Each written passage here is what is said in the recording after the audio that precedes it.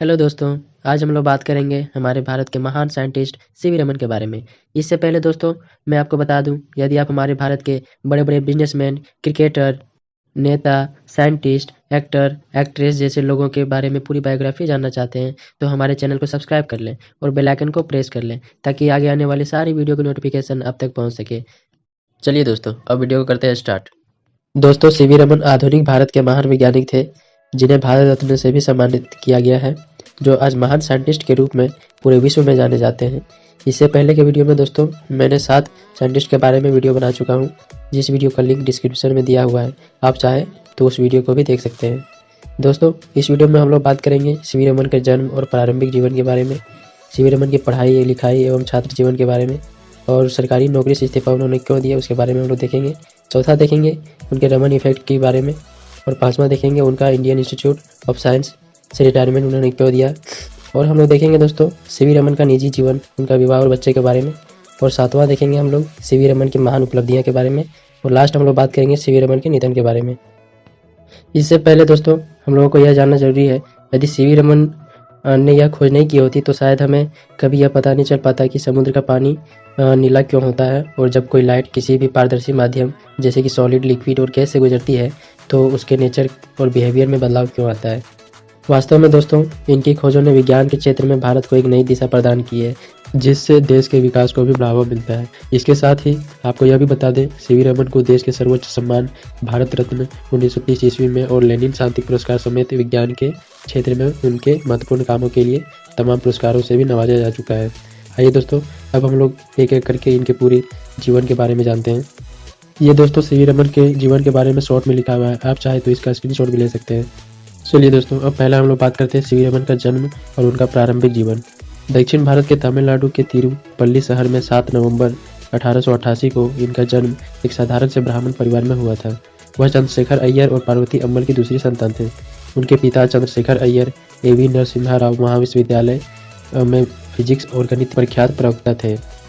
वहीं उनके पिता को किताबों से बेहद लगाव था। उनके पिता को पढ़ाना इतना पसंद था कि उन्होंने अपने घर में ही एक छोटी सी लाइब्रेरी भी बना ली थी। हालांकि आगे चलकर इसका फायदा सीवी रमन को मिला। इसके साथ ही वह पढ़ाई लिखाई के माहौल में पले और बड़े हुए। वहीं सीवी रमन ने अपनी छोटी सी ही अंग्रेजी साहित्य और विज्ञान की किताबों से दोस्ती कर ली थी, और फिर बाद में उन्होंने विज्ञान और रिसर्च के क्षेत्र में कई कीर्तिमान स्थापित किए और भारत को विज्ञान के क्षेत्र में अंतर्राष्ट्रीय स्तर पर पहचान दिलाई।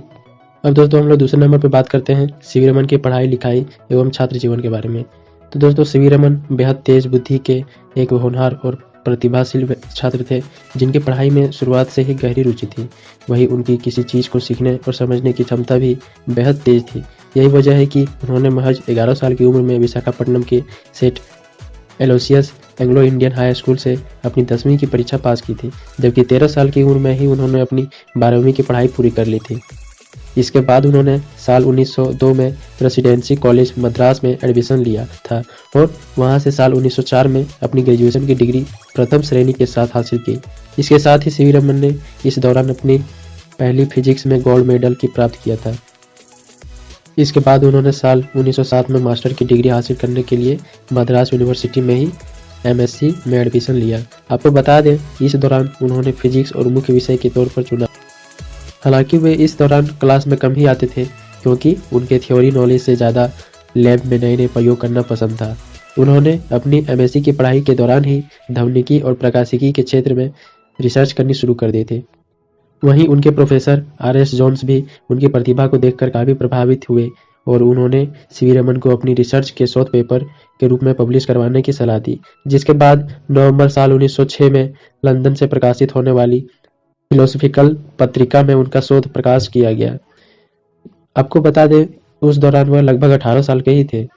उसके बाद दोस्तों मास्टर डिग्री हासिल करने के बाद सीवी रमन की अद्भुत प्रतिभा को देखते हुए कुछ प्रोफेसर ने उनके पिता से हायर स्टडीज के लिए उन्हें इंग्लैंड भेजने की भी सलाह दी, लेकिन सीवी रमन का स्वास्थ्य ठीक नहीं होने की वजह से वह आगे की पढ़ाई के लिए विदेश। लेकिन इसी दौरान ब्रिटिश सरकार की तरफ से एक परीक्षा आयोजित करवाई गई थी, जिसमें सीवी रमन ने भी हिस्सा लिया था और वह इस परीक्षा में सफल हुए और इसके बाद उन्हें सरकार के वित्तीय विभाग में नौकरी करने का मौका मिला।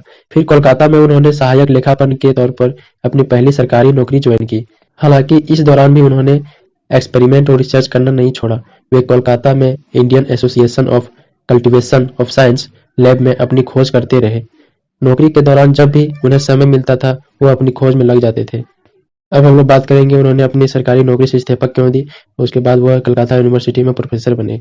हालांकि विज्ञान के क्षेत्र में कुछ करने के उद्देश्य से उन्होंने साल 1917 में ही उन्होंने अपनी सरकारी नौकरी छोड़कर Indian association for cultivation of science lab में मानद सचिव के पद पर ज्वाइन कर लिया था। वही इसी साल उन्हें कलकत्ता यूनिवर्सिटी से भौतिक विज्ञान के प्रोफेसर का भी जॉब का ऑफर मिला था, जिससे उन्होंने स्वीकार कर लिया और वे भौतिक विज्ञान के प्रोफेसर के तौर पर कलकत्ता यूनिवर्सिटी में अपनी सेवाएं देने लगे। और अब वे अपनी रुचि के क्षेत्र में काम करके बेहद खुश भी थे। इसके बाद साल 1924 में सीवी रमन को ऑप्टिक्स के क्षेत्र में उनके सराहनीय योगदान के लिए रॉयल सोसाइटी की सदस्य बनाया गया। अब हम लोग चौथा बात करते हैं रमन इफेक्ट की खोज। रमन प्रभाव की खोज उनकी वो खोज थी जिसने भारत को विज्ञान के क्षेत्र में अपनी एक अलग पहचान दिलवाई। उन्होंने 28 फरवरी साल 1928 को कड़ी मेहनत और काफी प्रयास के बाद रमन प्रभाव की खोज की। वहीं उन्होंने अगले ही दिन इसकी घोषणा कर दी कि उनकी खोज ने न सिर्फ इस बात का पता चलता है कि समुद्र का जल नीले रंग क्यों होता है, बल्कि यह भी पता चला कि जब भी कोई लाइट किसी पारदर्शी माध्यम से होकर गुजरती है तो उसके नेचर और बिहेवियर में चेंज आता है। प्रतिष्ठित वैज्ञानिक पत्रिका नेचर ने इसे प्रकाशित किया। वहीं इसकी खोज को रमन इफेक्ट या रमन प्रभाव का नाम दिया गया। इसके बाद वह एक महान वैज्ञानिक के तौर पर पहचाने जाने लगे। उनकी ख्याति पूरी दुनिया में फैल गई। वही उन्हें इस खोज के लिए साल 1930 में प्रतिष्ठित पुरस्कार नोबेल पुरस्कार से भी नवाजा गया। वही सीवी रमन की इस महान खोज के लिए भारत सरकार ने 28 फरवरी के दिन को हर साल राष्ट्रीय विज्ञान दिवस के रूप में मानने की भी घोषणा की। अब दोस्तों हम लोग उनके 5वें पॉइंट की बात करते हैं, इंडियन इंस्टीट्यूट ऑफ साइंस से रिटायरमेंट उन्होंने क्यों दिया। तो दोस्तों बता दें कि बेंगलोर के इंडियन इंस्टीट्यूट ऑफ साइंस में सीवी रमन को साल 1934 में डायरेक्टर बनाया गया था। हालांकि इस दौरान भी वे स्टील की स्पेक्ट्रम प्रकृति, हीरे की संरचना, स्टील डायनेमिक्स के बुनियादी मुद्दे और गुणों समेत कई रंग दीप्त पदार्थों के प्रकाशीय आचरण पर खोज करते रहे। इसके साथ ही आपको यह भी बता दें कि सीवी रमन को वाद्य यंत्र और संगीत में भी काफी रुचि थी। इसी वजह से उन्होंने तबले और मृदंगम के सनांदी की प्रकृति की खोज की थी। इसके बाद साल 1948 में सीवी रमन IIS से रिटायरमेंट हो गए थे। उसके बाद दोस्तों रमन रिसर्च इंस्टीट्यूट की स्थापना 1948 में सीवी रमन ने वैज्ञानिक सोच और अनुसंधान को बढ़ावा देने के लिए रमन इंस्टीट्यूट बेंगलोर की स्थापना की थी। रमन रिसर्च इंस्टीट्यूट जो कि बेंगलोर में है उसकी स्थापना की थी। अब दोस्तों हम लोग बात करते हैं छठे नंबर पे सीवी रमन का निजी जीवन यानी कि उनका विवाह और बच्चे से रिलेटेड कहानी। तो सीवी रमन ने लोक सुंदरी नाम की कन्या को वीणा बजाते हुए सुना था, जिससे सुनकर वह मुग्ध हो गए थे और इनके बाद उन्होंने लोक सुंदरी से विवाह करने की इच्छा जताई। वही इसके बाद परिवार वालों की सहमति से वे 6 मई साल 1907 को लोक सुंदरी अम्बल के साथ शादी के बंधन में बंध गए। उसके बाद उनके चंद्रशेखर और राधा कृष्णन नाम के 2 पुत्रों की प्राप्ति हुई। वही आगे चलकर उनका बेटा राधा कृष्णन एक प्रसिद्ध खगोल शास्त्री के रूप में भी मशहूर हुआ था। दोस्तों हम लोग बात करते हैं सीवी रमन की महान उपलब्धियों के बारे में। पहला दोस्तों सीवी रमन को साल 1924 में लंदन की रॉयल सोसाइटी का सदस्य बनाया गया था। दूसरा ये था कि सीवी रमन ने 28 फरवरी 1928 को रमन प्रभाव की खोज की थी, इसलिए इस दिन को भारत सरकार ने हर साल भारतीय राष्ट्रीय विज्ञान दिवस के रूप में बनाने की घोषणा की थी। वही तीसरा दोस्तों सीवी रमन को साल 1929 में उनके अलग अलग प्रयोगों और खोजों के कई यूनिवर्सिटी से मानद उपाधि नाइटहुड के साथ बहुत सारे पदक भी दिए गए।